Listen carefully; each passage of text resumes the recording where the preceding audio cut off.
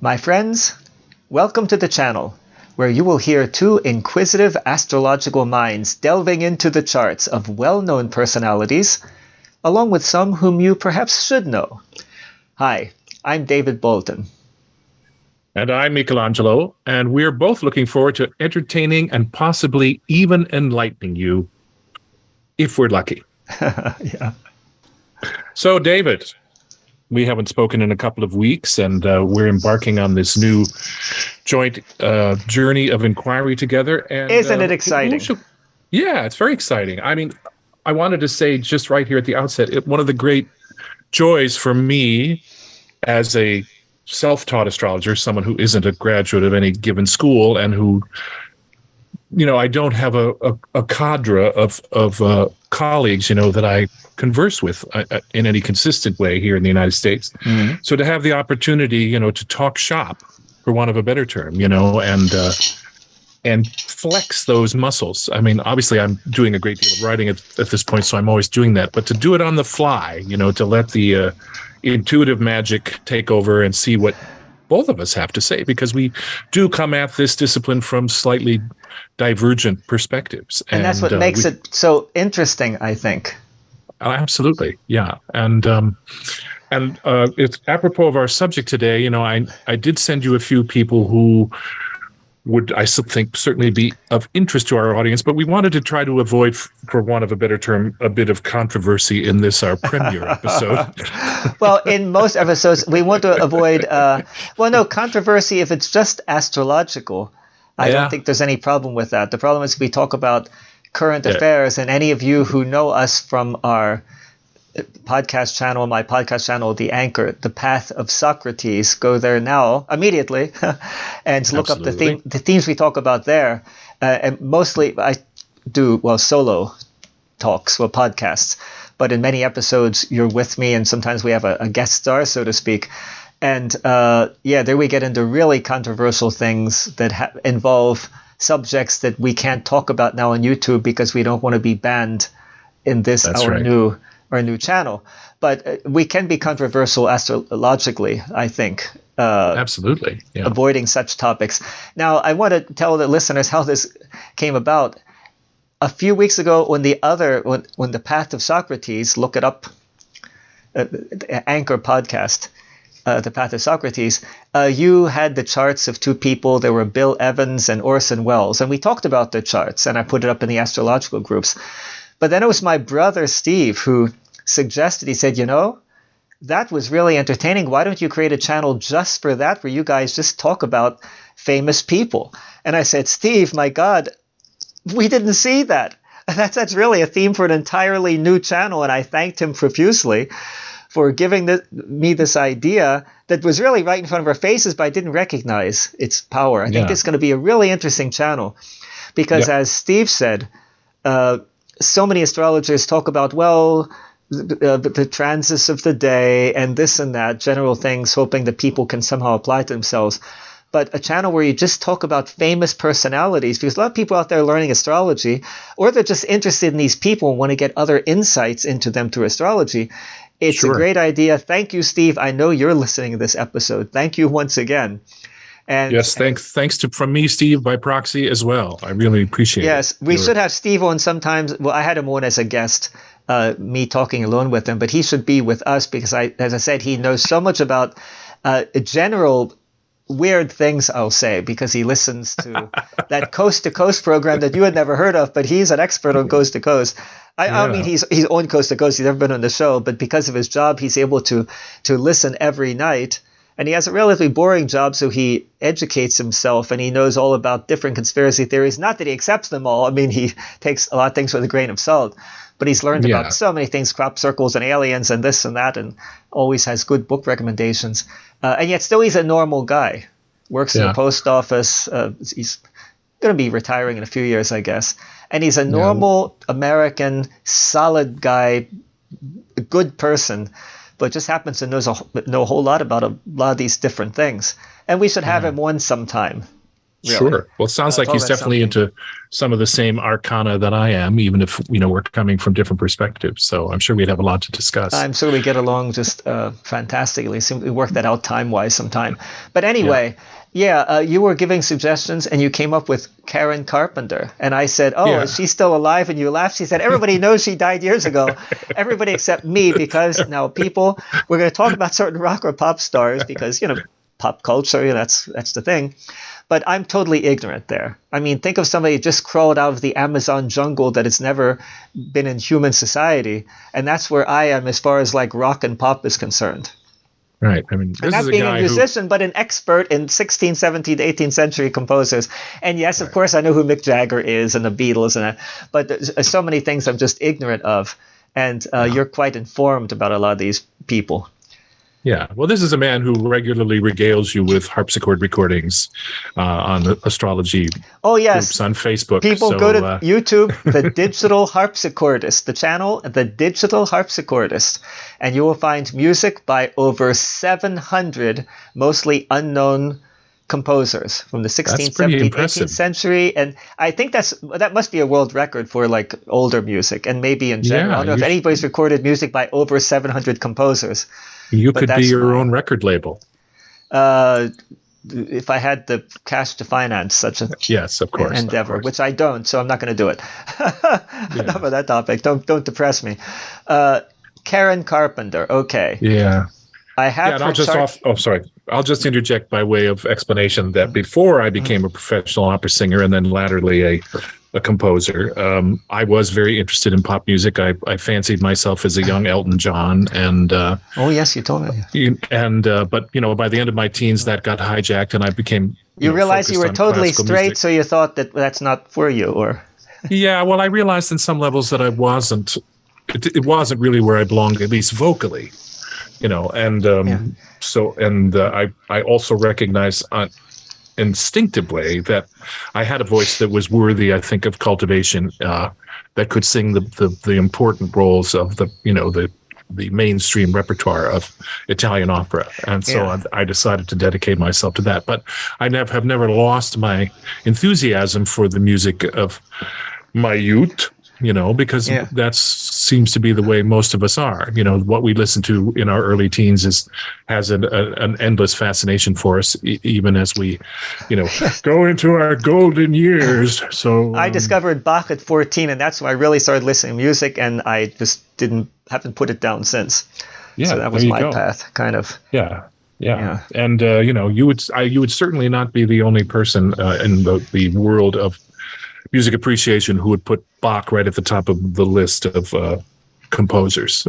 It's Yeah, well, I it's think it's it's just a a given. debate. It's either Bach or Beethoven, really. Yeah, Mozart had as much talent as they did, but he died at not quite 36, and so whenever I compare Mozart to Bach or Beethoven, I only look at the Bach or Beethoven works they wrote up to the age 36. And then you get a oh, there better you go. Yeah. perspective comparing those three composers. But now we're going to Karen Carpenter. Yeah, Karen Carpenter. Okay, I mean, I have to be honest and say that perhaps I have a little bit of an ulterior motive here, in that I'm finishing up my fifth book of essays, and Yeah. subjects come to me along the way, and I happen to be listening to a channel by one of my favorite YouTubers, Rick Beato, and he plays some Karen Carpenter songs, and I hadn't heard them since I was a teenager, and had forgotten how truly exceptional her voice was. And Yeah. speaking as a singer, I mean, obviously I'm an opera singer. There's an entirely different aesthetic, involved with singing Italian opera than as there is with pop. But I've learned to appreciate over the years when I hear truly great voices, and Karen Yeah. Carpenter was certainly one of them. Did She she was also a study very talented. voice as in a conservatory or something? Yeah, I don't know. See, I haven't delved into her life. That's one of the reasons I wanted to bring her up, because I thought Oh, okay. I we asked could sort because of, some people like Robert Goulet, who sang, modern songs back then, he's oh yeah. on Well, I TV a mean, lot. But he studied a conservatory, or who else? Nana Mouskouri. She was more Nana famous in Mouskouri, Europe. sure, yeah. Yeah, she's She was much more self-taught. famous in Germany. She's so famous back in the 80s. She was on every TV Yeah. show you can imagine. But she Yeah. also studied conservatory in Paris, I believe. That's interesting. Yeah, they often make a great deal out of pop singers who had a voice lesson once or twice. The difference I notice between those and others is that when they have to sing, say, they go up higher than the normal range, but so many have a terribly ugly, penetrating sound. You know what I mean? I don't know how to describe it. If you take somebody whose voice isn't trained, but then they have to sing louder and higher, and suddenly the voice becomes really penetrating and ugly, for me at least. Yeah, yeah. But if somebody like Nana Mouskouri or somebody like... anybody opera trained, they can sing in a higher range and the voice sounds very beautiful because they know how to sing. So many pop singers have never really learned how to sing. It's like a pianist playing with a bad instrument. That's what I compare it to, which is unfortunate. And I would interject that probably 90% of them at all times are suffering from some kind of vocal distress because they really don't know what they're doing. And as a general rule in pop, men sing too high and women sing too low. That's true.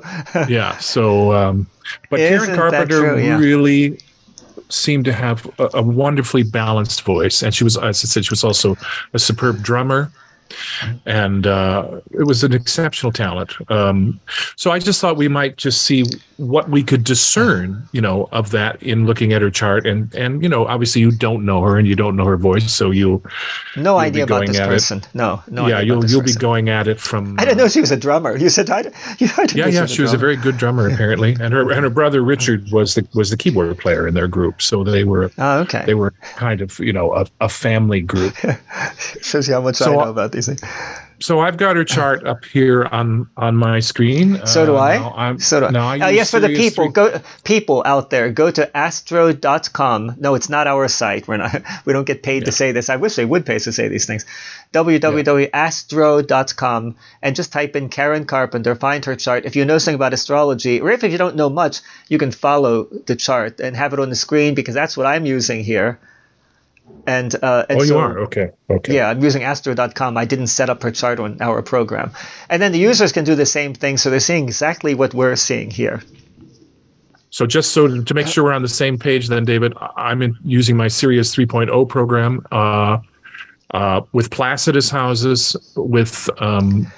yes, this has Placidus. Now, as far as I'm concerned, these Placidus houses, Kochhaus, etc., they should not be used, but I'm not going to go into that now. That's highly technical in astrology. I'm going to use them as I used to for most of my astrological life. Yeah. But nonetheless, I want to throw that in there. So Placidus houses, doesn't matter too much the house system people have on the screen, but I think they give you as a default Placidus. That's what I got at astro.com. In any case, we have the chart of Karen Carpenter. Should I give first impressions since I don't know her? Sure, yeah, go ahead. Yeah, absolutely. And I'm going to approach it from, if I didn't know this person at all, I mean, okay, I know she's a singer. That's all I know. And now I know she played the drums. And I know she's dead. That's all I know about. That's all I know about. Okay. You could say that about most people at some point, but anyway. Yeah. Let's see. What year was she? Yeah. So, don't say, speak for yourself. Not me. She was born 1950. Yeah. 1950. Wait, that's a little worrisome because, not that far from me. Anyway. But I'm going to live to be 103, so I don't have to worry about those things. Anyway, when I see this chart, the very first thing that strikes me is Uranus on the ascendant and Sun in the midheaven. Absolutely, yeah. Those things immediately strike me. Second of all, Mercury conjunction Jupiter, opposition Moon and Pluto. Yep. These are things that just jump out at you. Then we have that Mercury-Jupiter trine Neptune. Well, that jumps out as well. A Saturn-Mars in the lowest part of the chart. Also, these are things that jump out. Now, what these things mean, let's get into that here. The Uranus on the ascendant, Uranian people, somewhat out of the ordinary. Maybe that's the best way to put it. For the planet Uranus, I'm always looking for the most basic meaning of anything in astrology. Unfortunately, most astrologers don't do that. They'll say Saturn is losses or Mars is fighting and arguments. That's not the most basic meaning. Right. It took me years to realize for Uranus to say revolution, for example. What else do they say? They say originality. Originality, unconventionality. What's the other word? Quirkiness. transgressive. I mean, Keep there's a going. lot The of suddenness, yes, for example. yeah, they say too. suddenness. Yeah, yeah, yeah.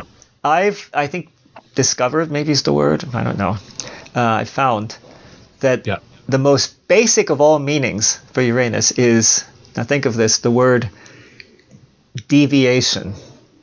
Yeah, I would concur with that. Now, when you hear deviation, you think, oh, like a sexual deviant, we think of something bad. But no, if you look at the root of the word deviation, via means path in Latin, road, path. D is going on a different path.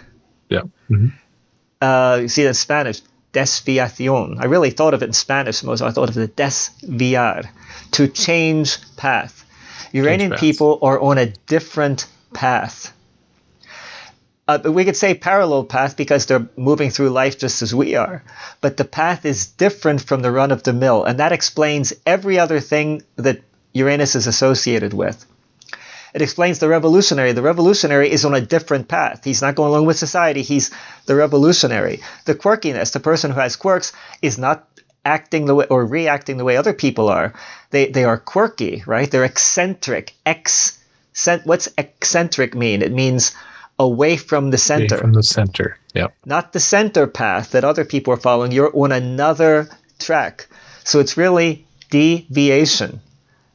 So I see Uranus on the ascendant or around the ascendant, whether it's in house 12, in the first house, especially in the last part of house 12, first part of house 1. It's a person who somehow in their personality is something that's deviant, and I don't mean that in a bad way necessarily. I don't mean it in a bad way, but they're just on somehow another path. Now, when we take this ascendant and Uranus in Cancer, this is a feeling path. Absolutely. Cancer, basic meaning, well, feeling gets close to it, but really at the root of that is, this might surprise a lot of people, identification. Identification as being connected to the subjective. If you think of feeling, my theory is that all feeling is rooted in identifying. The mother or father will die for their little child. Why? Because they identify with this child. You can only have feelings for something. You can have a feeling for, I don't know, if you're a Linus of peanuts for your security blanket, because you somehow identify with that. That's somehow part of you, an extension of you. So if you want to get into a deeper interpretation, here's a person who is a deviant, and no insult intended, but it's on a different path, and that path has to do somehow with identification, with feeling. Could be compassion, such things. That's also identification, right? Sure. Now, I don't know anything about her life. I can imagine her pop songs were kind of sentimental, because so many pop songs are. Tell us more about the type of music she sang. Well, she had and some distinguish of it from other types of pop music. Sorry for throwing that in. Well, how would we describe it? It was the 1970s, and it was, I think, for people that were alive then, it was a period, between the mid 60s and up to the late 70s was a time, I think, of the most wonderful creative ferment in popular music, and there were so many fantastic artists recording, and all kinds of genres. We had the emergence of things like progressive rock, which freely incorporated elements of classical music, and we had jazz influence rock, and we had country rock, and all these types of things. But her music, their music, I would say, was definitely, can we say, top 40? It had a wide spectrum mainstream appeal. And some of the very best musicians played on their albums. There was a famous group out of LA called the Wrecking Crew, were some of the top session players in the business at that time. And some of the very best songwriters, including Burt Bacharach, wrote for the Carpenters. Even I've heard of him, yeah. Yeah, now Burt Bacharach was truly a genius of songwriting in the popular vein. So she had, at the apex of their fame, she had the very best people working with her. But as I said, the vocal talent was of a consummate nature. Okay, I just want to interject. Go ahead. Okay, Mike. Well, no, make your interjection first, then I'll get to my question. You've talked about Uranus rising. Another word, of course, we can associate with Uranus is genius. Yes. But the thing that strikes me about this Uranus, now, admittedly, we're talking here with Placidus houses, and that is my particular bias at this point, Yeah. but it is at 0 degrees Cancer. And of course, the ascendant is zero degrees Cancer. There's only 23 minutes of arc between Uranus and the ascendant. So Uranus is Negligible. definitely, Uranus is definitely rising. And 0 degrees Cancer is what's known as the, it's conjunct what's known as the Aries point. And I don't know if you deal with the Aries point in your delineations, David, but I talk about it all the time. How is it conjunct, though? It's in square. Well, it's in general, 0 of the cardinal signs are all considered Aries points. So it is. Oh, really? That's all my knowledge of astrology. I never heard that, but then I don't read like more modern books on astrology anymore, really. Yeah. But why is that considered? It's not Aries point. They're in a harmonic 4 chart. It's not the absolute. Point. It's not the absolute Aries point, but the idea is that the 4 cardinal angles basically. It's the cardinal point. I think Aries point is a misnomer, I would say. But then I'm in a kind of class in astrology. What can I say? Yeah, and you don't even have Uranus rising, so there you go. Yeah. Well, it's interesting. In my chart, it's interesting. No, it's in the 8th house. But interesting is that I still don't know whether my Uranus is direct or retrograde, because exactly on the turning point. And if you accept the theory that if a planet, for example, even a Mercury, if it's very slow, if it's retrograde, it acquires an importance because it's slower. It's just stopped there, right? Stationary, and I have Uranus in trine to my Venus, in square to my Neptune, and square to my Mercury, and septile with my Sun, in quintile with my Mars. I have a whole bunch of aspects to it, and it's as slow as it can possibly be. So in addition, it's in sextile to my zenith point. I won't get into that now, but I'm introducing that point in astrology, a very, very important point. So I'm very Uranian, more than you would suspect from my chart. Now, to get back to Karen Carpenter. Right. So what I wanted to say is that planets that make contact with the Aries point in general present the potential for these individuals to reach a wide audience with their creative products. It's often considered synonymous with the potential, at least, for fame. The other interesting thing. Go ahead. Yeah. The other interesting thing about the Uranus, as you sort of alluded to in your own discussion, is that her Uranus is stationary. Now, I don't know if it's stationary retrograde or stationary direct. It must be stationary retrograde. So this Uranus is so powerful in terms of its proximity to the ascendant, its being conjunct the cardinal angles, if you will, and it also trines the midheaven. Yes. So, I mean, this is we could look at that and, as saying, holy cow, that's really quite something. Yeah, being conjunct the ascendant, it's just on the point of rising. Yeah. And, people usually see the planets in a transit sense. That is, for example, if you consider Uranus after her birth, well, she has the 0 degrees Aries ascendant, and then Uranus passes through the 1st house, 2nd house, 3rd house, 4th house. It's going in that direction, counterclockwise. But if you consider the cycle of the day with the Earth turning and the ascendant moving past Uranus, then Uranus was about to rise, entering her 12th house. And that's the point that I always consider. I compare it to waking up in the morning. Before you were asleep, and now it's time. It's this point between unconsciousness and consciousness where you're just waking up. This explains a whole lot about House 12. And I won't get into that now, but I'll say that with any planet, when the ascendant is just rising, this is a principle that has to start to wake up in that person. So it's going to be accented in their life. So the Uranian principle, being a famous pop star, she's on another path anyway compared to the average mortal. That's pretty obvious. Yeah, but now to get to her, you said she became so wildly popular. Said she had a very beautiful voice, but she didn't write her own songs.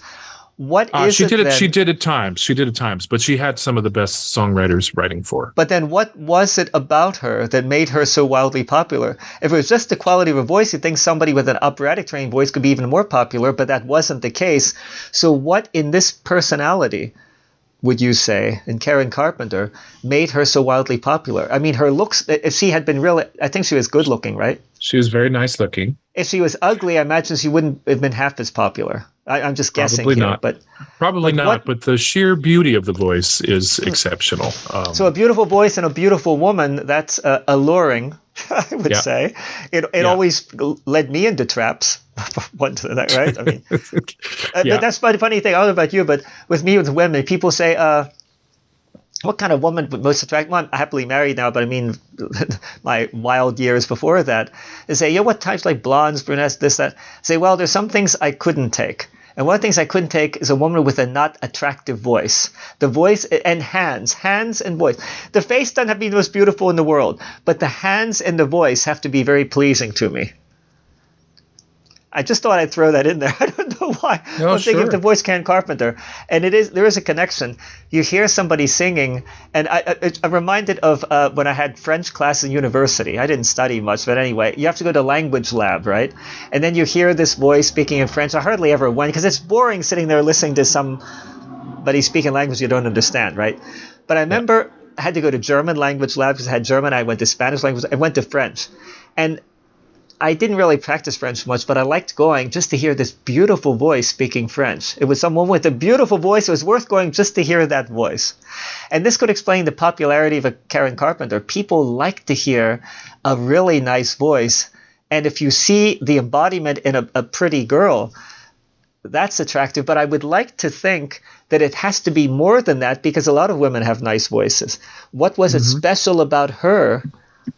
I don't know. I mean, you answer that there. We see Well, that. according to reports, she had a 3-octave range.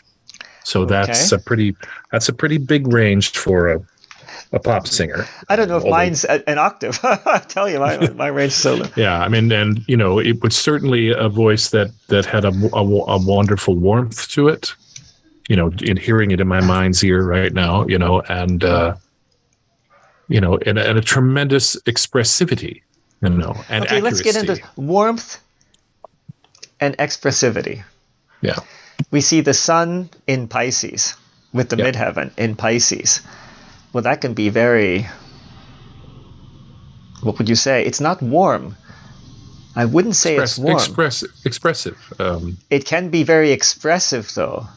Yeah, the Yes. capacity to channel great feeling would be my intuitive Yes, the take on Cancer that. ascendant, that's Yeah, that as well, feeling. obviously. So we have all these Yeah, water signs, the ascendant and the midheaven in water signs, and sun. Well, the Uranus in the water sign, that's a whole almost half a generation or whatever.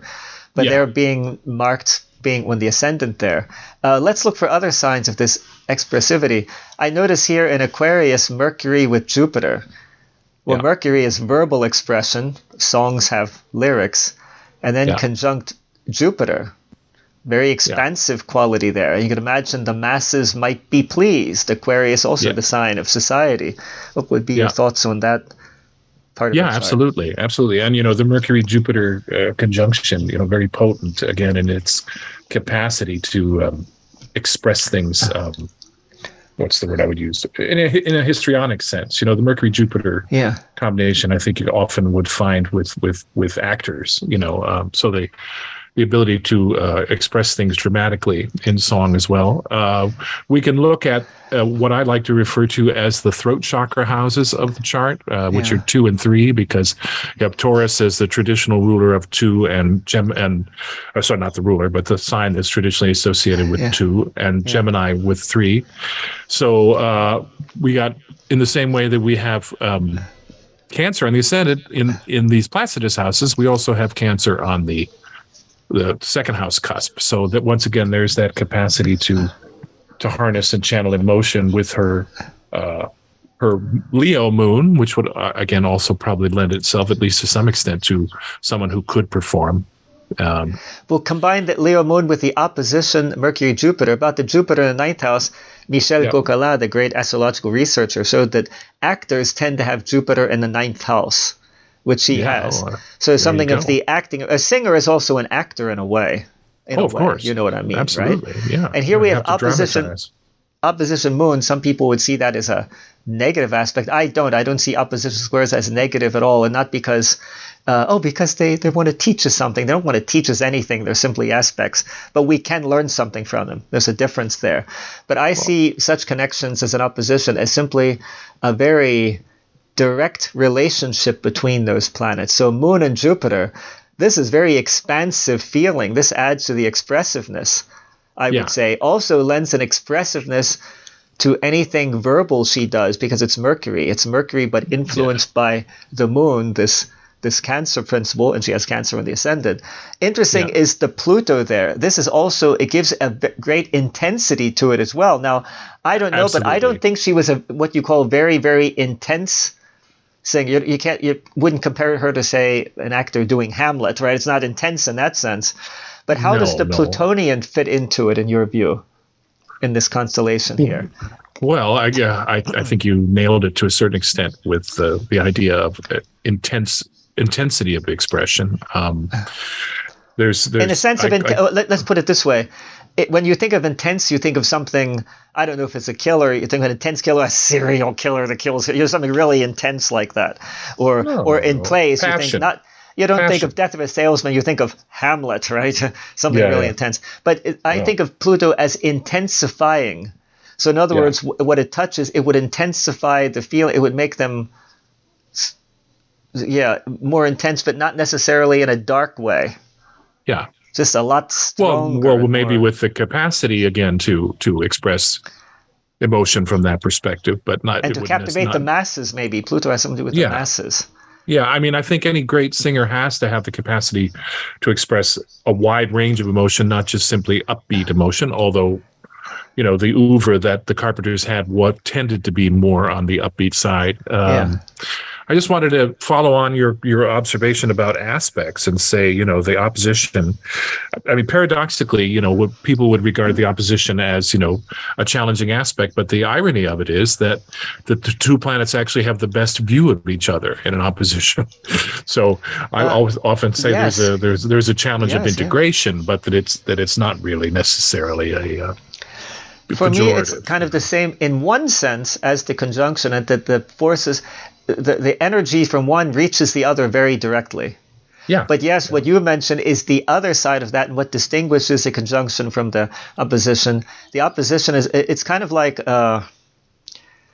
let's say, if in a natal chart, if you have, say, Sun Saturn in conjunction, as I do, then you identify with Saturn. Saturn is us, like Toys R Us. Saturn is me.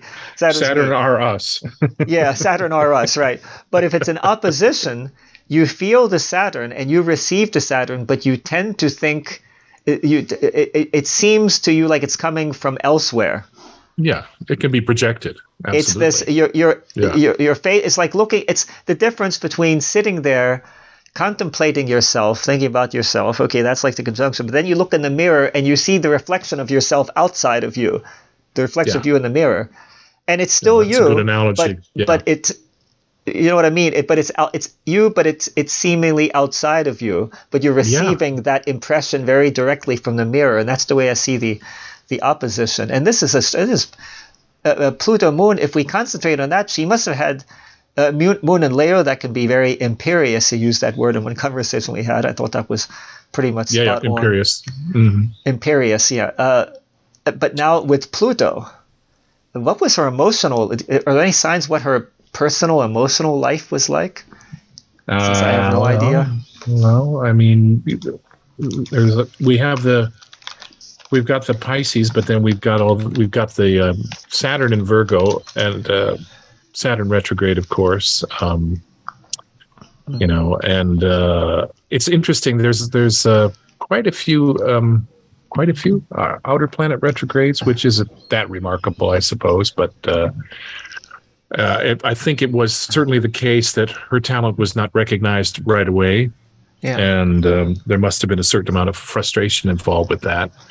I mean, I think there are definitely some psychospiritual things that would have contributed to her unfortunately early demise. I said 40s, but she actually died at the age of 32, which is really a life definitely cut short. With such immense promise. But what else can we say about it? Well, she had. I'm reading here in Wikipedia now. She had anorexia, right? Yeah. And that in her 40s, isn't that rather unusual? Yeah, well, again, Wikipedia says that she started dieting when she was a teenager. So somewhere along the line, she got a sense that she wasn't, worthy, in some way or another. Right, and connecting that to the moon is, well, especially with woman, her femininity, right? Yeah. And first of all, it's kind of anorexia is a rejection of one's own femininity. I agree. Very obviously, Yeah. that's why because let's face it, Rubens paintings. What do the women look like in a Rubens painting? What are these chubby? They're very dames? exhausted, very, very, very voluptuous. In other words, the feminine forms are exaggerated. Well, I don't go for that, but still, women have naturally more body fat than men. But the women who think, oh my God, I have a little fat, I better get rid of it, there's something that's against their own femininity. And we consider Pluto. Another thing that Pluto does, it intensifies, but it reduces to the essence. Maybe that's even more basic with Pluto. It reduces to the essence. So this is a reduction to the essence of the moon principle. Now, depending on what she sees as that moon principle being or how she felt that, as far as any feminine curves were concerned, she didn't like that idea, apparently. It's kind of a rejection of her own femininity. And I would see this, and especially considering for me, it's in the second house, really. Yeah. Because I use 30-degree houses, and that would have to do then with her food intake as well. If we get to that, for example, the Saturn in 4 is interesting. Well, no, I want to skip to another topic here. Let's stay with the one thing, the anorexia and all of that and all these diets she was on. There was something messed up about her, put it that way. And I know anybody out there who suffers from anorexia thinks, well, he shouldn't say that because I just have this condition. It's nothing psychological. It's just a medical condition I have. I don't go for that. I think any physical condition is always connected somehow to the mental level and the opposite. And we just have to face facts there. Some things are more physical, like you go out and you trip and fall and break your arm. Well, obviously your arm's broken because you tripped and it hit the cement, right? But the question is, why did you have an accident on that day? What psychological components might have been active leading you into that accident? It could be a very deep topic. But for something like anorexia, I think it's much clearer. These people have something wrong with their minds, in effect. And you shouldn't feel bad if you have that yourself, talking to listeners there. Because in my view, over 50% of people are somehow mentally disturbed anyway. And I'm not even accepting myself there. I think most of humanity. No. I had a childhood that I don't remember. So clearly, I had a lot to contend with. I'll just interject from my own perspective here that because moon relates from a medical perspective, you've already alluded to this to a certain extent, to digestion. This complex here of moon opposite Jupiter certainly suggests, apropos of your mirror metaphor, suggests that she looked in the mirror and she saw somebody that was fatter than she wanted to appear. And so what better way to do that than to reduce by Plutonian excess. I would also say that, as I gleaned from just a casual glance at Wikipedia earlier, that it was not her that was supposed to have the career. It was her brother. So I think there's a fundamental rejection that occurred within the family environment. That could also tie into the Saturn and Virgo in 4, because that often has a lot to do with the mother, depending. But Moon Pluto is what Judy Hall, who is an English karmic astrologer, refers to as a Hades moon. And I see this all the time in the charts of women, and there usually is some severe dysfunction within the family line having to do with femininity itself. There's often an extremely, not even really subtle, but there's an extreme disempowerment of the feminine by the feminine, so that where the mother, who often is a frustrated creative herself, has a wonderfully talented daughter. But rather than encourage that talent, she does everything she can to disempower the child. And so they often end up, for example, with digestive issues or possibly, things like fibroid tumors or even breast cancer, because the rejection of the feminine is so profound. And I would tie that now in as well, looking at house 6. Here, now I'm going to interject some of my own peculiar enthusiasms here. Chiron in 6. So here we have Chiron in the house of health. So immediately when I see that, alarm bells go off and I say, okay, this is someone who's probably going to have health problems. And Chiron in Saggy always to me speaks of a crisis around belief, about faith, Yeah. right? This is someone who at some point in her personal history was disencouraged from believing in herself. Apropos of the digestive issues, then we have the asteroid Ceres in 6 as well. And of course, Ceres, you, as people would probably be able to discern, has a great deal to do with issues with food. So Okay. Yeah. with Chiron and Ceres, and they're conjunct, widely conjunct, but they're conjunct in 6. That also, I think, keys us into a Yeah. I notion don't that there use would be. the asteroids. Yeah, no, I know. I haven't gotten into it. Not that they're not valid. I'm not saying that at all. But there's so much yet to explore in the Yeah, other. I usually use the considered. 4 principal female asteroids. The reason for this is because I taught a great deal about them when I was doing seminars Yes, for acutonics, and so I delved into them quite a bit. Yeah, but with certainly the diet Chiron thing. Series. Go ahead. Go ahead. No, you please finish. I was just going to say Chiron Series to me certainly suggests issues around food. And, It would seem to, yeah, from what you said. Self-worth. Yeah. Yeah, the Cancer has to do with the stomach and the ascendant, and think of how she was starving her stomach. Also, the Uranian there, other people eat normally. She did not eat normally. She is once again a deviant, even in eating. Absolutely. Right? And there with that ruler, if you want to take rulers, Moon being what for me would be the second house. Yeah. I want to get into something because if we compare this chart, we have the Placidus system there. If we consider the 30 degree from the ascendant, which are always the house I use, then her Saturn could be in the 4th house, could also be in the 3rd. I want to test that in something since you know her singing so well. Okay. If you were to describe, for example, her communication, right? Because communication, that's also a thing of singers, right? A song is always a communication.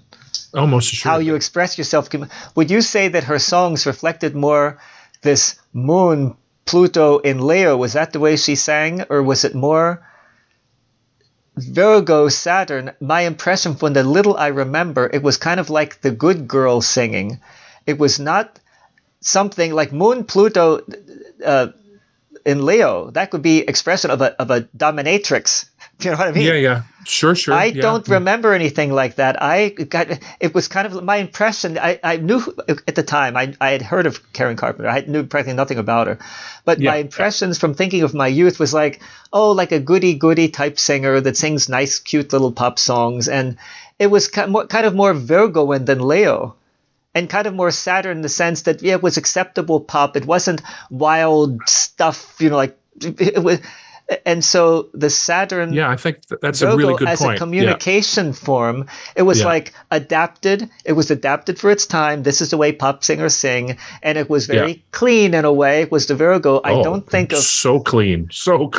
I don't think of Moon, Pluto, and Leo, which would be pay slave, do what I you know what I mean? Yeah, that could get down and dirty, Moon, Pluto. Yeah, absolutely. Yeah, so I think good point. The 30-degree houses shows it clearer there. However, I also use midheaven houses, also 30 degrees, and in that, Saturn is in the 4th. So it'd be like Saturn 3rd, but also Saturn in the 4th. I think we should expand our minds to include that. I always take the lowest planets in the chart as being representative 4th.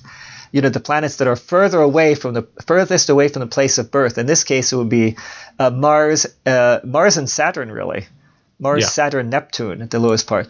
What else do we know about her family life? You mentioned the important things about her mother. And everything. I don't know that I know anything else. I'd really be inclined to think, looking at this, that she had a lot of trouble with her mother.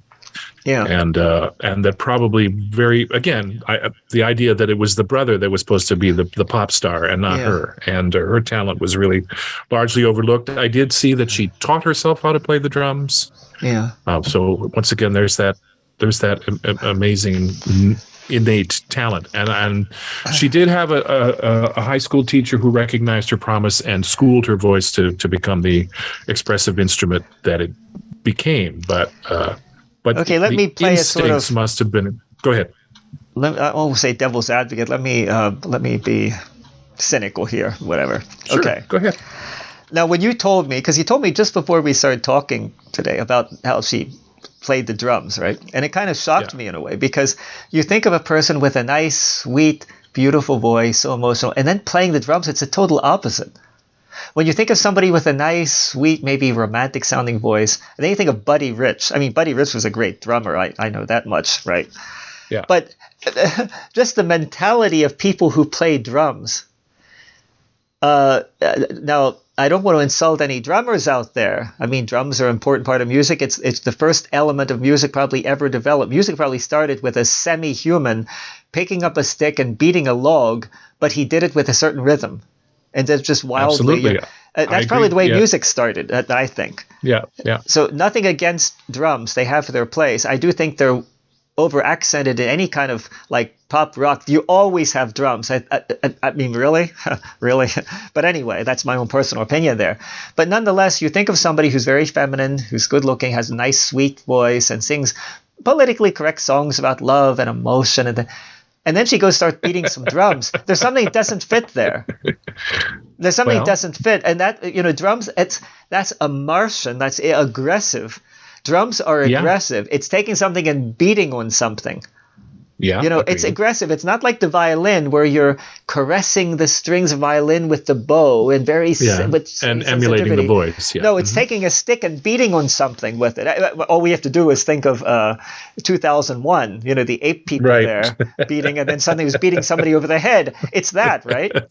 Drummers are martial people, and nothing against martial people. Hey, I've been looking into the YouTube videos of Rocky Marciano, the great boxer. Boy, he was Mars accent. Oh yeah. And I have a strong Mars in my chart, but this is aggression. So how could this sweet girl singing these sweet songs with a soft and romantic voice suddenly then move to the next one and start beating something, the drums? Let's look for that in her chart. Well, I did just read that she always described herself as a drummer who sang. So she considered herself a drummer. Oh, so it's the aggression. And look at this. Moon, Pluto, Leo, the dominatrix that I mentioned, the aggressive, right? Yeah, yeah. So that's in her person. What was it like in the bedroom with her? Well, I'm not going to fantasize about it, I promise. But you have to think about it. What other side was there to her there? I shouldn't get indiscreet, and I won't even try. You can't.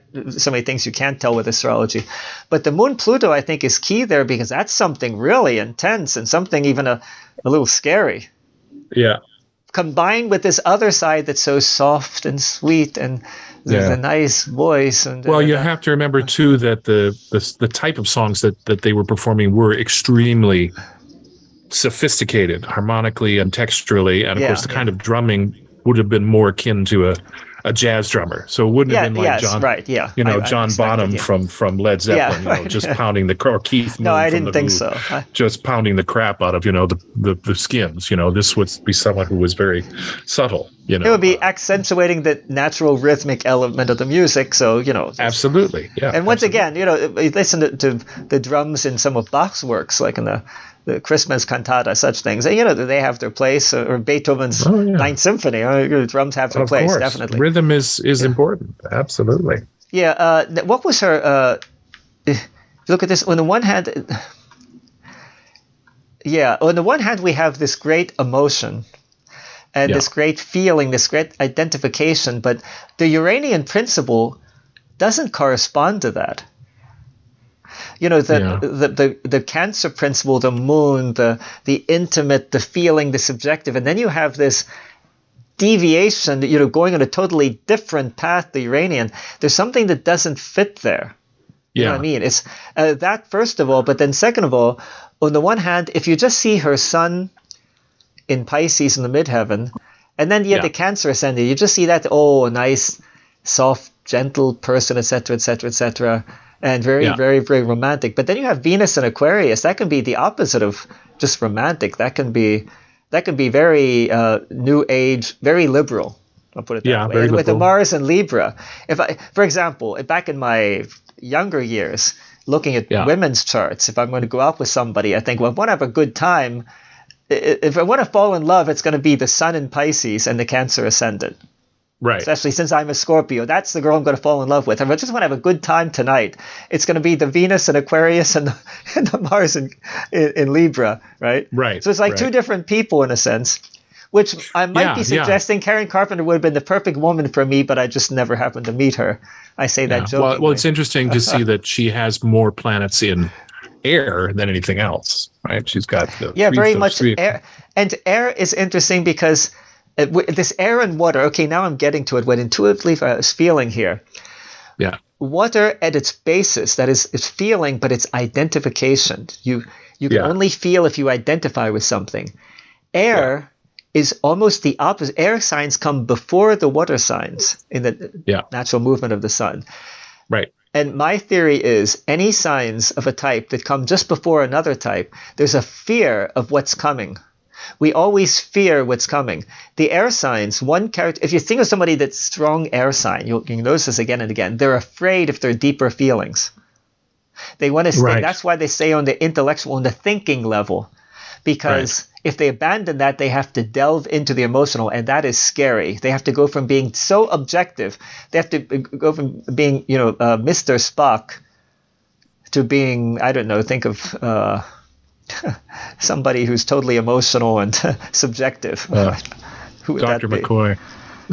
For example, it's going from it's right in front of my face there in Star Trek, right? From Mr. Spock to Dr. McCoy, and it's scary for a Mr. Spock to think, "Oh my God!" I think there was one episode where he became emotional because he had some kind of strange Vulcan sickness, and Spock became totally emotional. Yeah, very famous. Yeah, it's scary for somebody who's.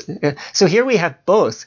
We have the accentuation of the air signs, the way she thought Mercury in Aquarius with Jupiter and all that, and then the Mars and Libra, I have that. But then also she has to move towards the emotional, and it's both of these in the same personality. Maybe this is part of the anorexia as well. On the one hand, the very feminine, but on the other hand, the very masculine inner.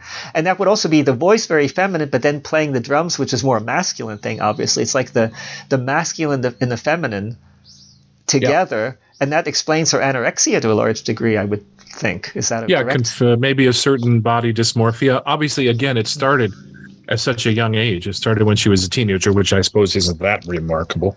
Yeah. But that, to use a phrase, whatever the self-loathing, that caused her to really diet herself out of existence, it must have started at a fairly early age, there's a peculiar thing, I think, sometimes that happens with women that have these exceptional vocal endowments, is that even at times, their capacity to express, these great ranges of emotion and whatnot, but they are often extremely troubled.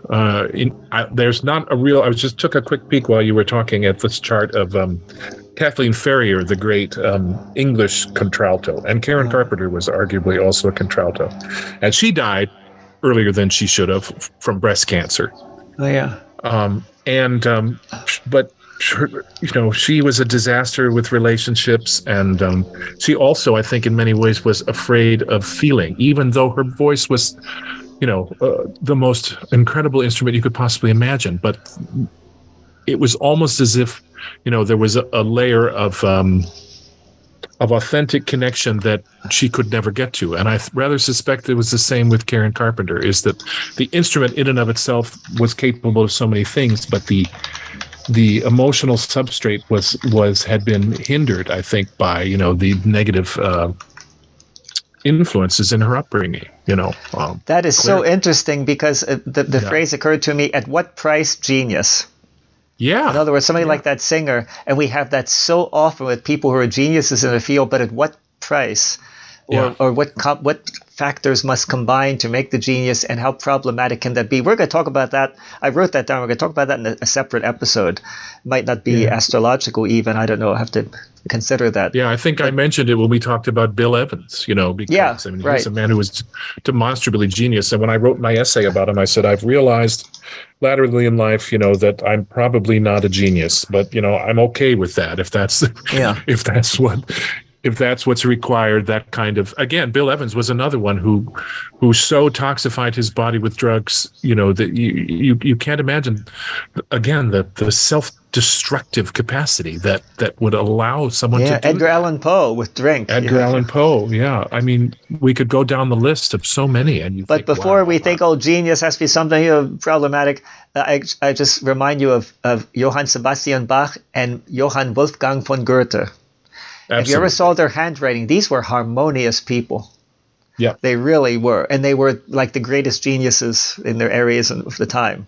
So there's still hope for all you would-be geniuses out there. You don't have to be crazy or have all kinds of problems or be drug addicts to be a genius. Look to Bach and Goethe for inspiration there. Well, maybe there's a certain neurosis built into popular art, which we don't have as much with the classical arts. Look, Beethoven was messed up. Let's face it. Mozart has problems nowhere near Beethoven, but I think this is a more perennial thing. We'll get into that in a separate talk on this channel or the other one, because this is really interesting. At what price genius? Let's wrap it up with poor Karen Carpenter. May she rest in peace for all of eternity, or at least until she's born the next time around. Maybe she's already with us again. Who knows? Yeah, she may be. Some 10-year-old kid that sings so fantastically, and it's Karen Carpenter in her new body. Yeah. Well, to die at the age of 32 is really really tragic. She's 32, 42, right? 32. No, 32. She died at 32. Oh my God, she's 32. No, I first understood you to be 42. 32 I thought it was 40s, but no, it's 32. Because I was saying, get anorexia in your 40s. No, she was on her oh my God, only 32, the poor thing. Yeah, barely passed her Saturn return. Oh my God, 32. Yeah. And already... But, almost 33, but nonetheless, damn. You've offered some really... insightful observations about this horoscope. I think that we've really gone quite a ways toward illuminating some of the things that made her tick, and some of the obviously the wonderful endowments that she had. Let's just say to the people out there that just if you have like a similar constellation, don't think that the conclusion is going to be the same with astrology, because there's so many factors you take into consideration with astrology. People, you can't tell whether a person's good or bad from their chart. Maybe I'll put together some text that I read every time to accentuate that is so important. You can't tell whether somebody's good or bad, whether they're going to have a sickness definitely or not. You can't tell that with astrology. But there are many things that you, can tell. Especially if you know something about the person, just something, then you can really elaborate on that using astrology. And that's the path we're going to be taking. So don't expect to hear the ultimate wisdom and everybody's deepest secrets revealed. You can't do that with astrology. I'm sorry, but you really can't do that. For all you listeners out there, you should know that. But I hope that this episode has shown you the things that you can do with astrology and interesting things you can come up with. But let me say also, we have just scratched the surface of her chart, because any chart you could be studying for years, really. And so don't get the idea that, we did Karen Carpenter now, so to speak, and so now we know what she's like. No, this is just highlighting some of the most important things in her chart. But the human being is so deep that even if we just use astrology, you can go into such depths. And so we're doing this for Karen Carpenter, for others in this new channel, just so you get an idea of how to start with astrology and how to get in more or less deeply with some things, but never forget the human being, even in just an astrological sense, is much deeper than you can get into it in a mere half hour or hour. This episode's going almost an hour. We're going to try to limit ourselves in future to a half hour, but this is the introductory episode, and we had to talk about other things as well. With that, I think we can sign off, can't we? I just wanted to interject a couple of things here. Please. Just from the standpoint of our Placidus houses, I noticed that solar arc lower midheaven hits Mars at age 32. That's a good signifier, I think, for premature death. The astrology of death, we have to get into that sometime. We take examples like that. New subject. We can't get into that now, but that's interesting you point that out here. Yeah, I just wanted to also say that so much of astrological training focuses almost exclusively on techniques, and I think we have to learn techniques. And as you've gleaned from our discussion, we both have different approaches that we use. We have different experience, but I think there's a tremendous virtue in seeing how astrology actually works when you examine the horoscopes of people that through their individual fates, assume this tremendous prominence in our culture. And, it's this idea that they have the most charismatic horoscopes, that reveal these things in an astonishing way. And I think that also provides us with a marvelous justification for, the whole natural philosophy that we're espousing here. So yeah, I always compare it to the horoscope, the time you were born. It's kind of like a set of tools you're given. Yeah. Somebody could be given a set of, say, fantastic carpentry tools made in Japan. Did you know Japan has saws, to cut wood? They're the best in the world, like for certain types of carpentry. They import them to other countries because the Japanese saws are so good. My wife happened to tell me that. Their knives are great too. Yeah, the knives are great too. Well, imagine somebody gives you a set of tools when you're young, and you could become a master carpenter with this.